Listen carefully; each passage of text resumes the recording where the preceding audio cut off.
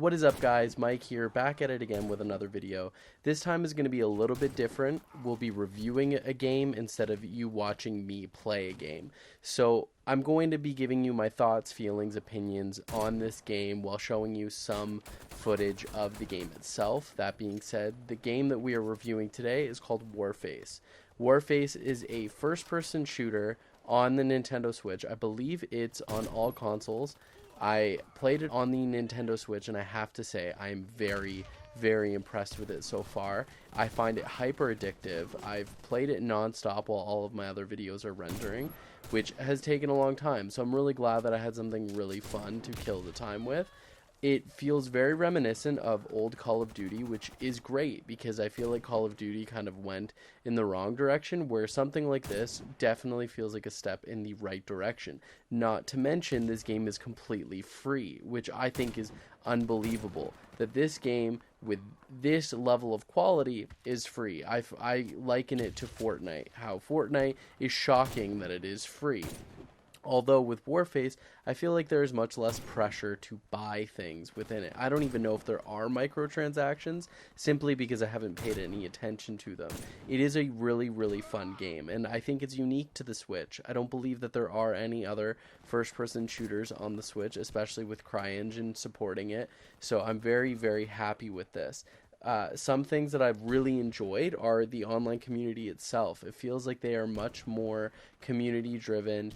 I find that the players are much more collaborative and cooperative, which is great. You know, in Call of Duty, a lot of people are just after the kill count for themselves and a positive KD ratio. But with Warface, I find that the community is kind of forced to work together because there is there's an incentive to cooperate. There are certain platforms you can only get to if you cooperate. There are certain things that you can only do if you're working with someone. So I really appreciated that aspect of this game.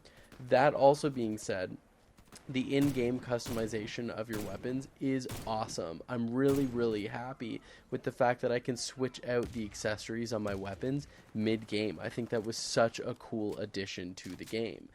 The medic class is a really cool addition as well. It kind of gives more stakes to each life, knowing that you can't necessarily revive unless you have a medic on your team, which is really cool because if you die, a medic can revive you and not just heal you. I think that is a really, really cool addition to the game. And interesting that they put it with the shotgun class because it's a close range weapon. So if you were killed close range, it is a little bit harder to get revived. I also find this game very sniper friendly. I don't think Call of Duty is. I think Call of Duty is more no-scope focused, which has always been a pain for me because I really do enjoy using a sniper. So I like that this game is very sniper friendly. A lot of platforms, a lot of good areas where you can snipe from. I'm really, really happy with it. And because there's so many varieties of locations where you can snipe from, you're not forced to camp for the entire game, which I really appreciated about Warface. That being said, the whole game isn't positive, as any game isn't. I find that the maps are very small, making it very easy to spawn trap. I've been in the position where I've been spawn trapped. I've also been in the position where I have spawn trapped. I find this game to be very, very easy to do that. Speaking of maps, some maps are a little broken for snipers. There's one map specifically in a forest where you should have a very perfect vantage point and you just don't. It doesn't work all the time. I find that I had very clear shots and the bullets just weren't connecting. And there was no real rhyme or reason. I think there must be some sort of particle there that is invisible to the eye, but the game is registering that it's there. So that definitely is a disadvantage. I do also find that the damage readouts are occasionally a little absurd. There have been times where with an AR, I've been hit 1 or 2 times and I'm dead. There have been times where a point-blank shotgun hasn't killed me or someone else. So it is a little bit unbalanced occasionally, but I do find overall that this is fine. I do find that pistol usage is a really advantageous thing in this game. I don't think Call of Duty was very advantageous for pistol users, but this game definitely is. I do find that it's very difficult to tell where you're being shot from. The indicator doesn't really do a very good job of displaying exactly where you're being shot from, and that's kind of a pain in the butt when you're trying to determine where the enemy is. I also find that it's difficult to tell sometimes who your teammates are.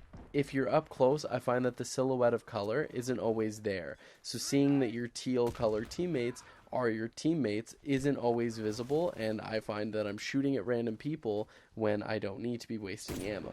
I also find it's a little bit difficult to reuse ammo or reload ammo, meaning gathering more. There's no way that I've found so far to get more explosives or more ammunition. That being said, the games move quick enough that you don't really notice that, but it would be nice to be able to resupply with explosives especially. I do find that it's not very easy to change the sensitivity of the controller in this game. I did notice that you could only do it outside of the match itself, which is a little inconvenient because you're going to be testing it in the match. So the fact that you've got to exit the match just to readjust it is a little absurd. But overall, the game isn't bad. I do find shotguns are a little bit weak in this game, but everything else seems to be very well balanced. So I'm very, very pleased with this game overall. I really like everything about it. I appreciate the way that you unlock new weapons, the way that you can upgrade weapons. I think it's just a really, really unique style of first-person shooter, and I'm really impressed with it, especially for it being free. So please, guys, make sure you download this game. It's, I think, 7 gigabytes, so you might need an external SD card, but that shouldn't be an issue with your Nintendo Switch or whatever console you're playing on. It is a really fun game, so I highly recommend it. That being said, please make sure you like and subscribe, comment on this video, follow me on all of my social channels. I have a podcast with my girlfriend twice a week, and I have a vlog 3 times a week. I also post 2 TikToks a day and 2 videos on this channel a day. So I definitely have a lot of content for you guys. Please make sure you like, subscribe, and follow along with everything. Thank you so much. Bye.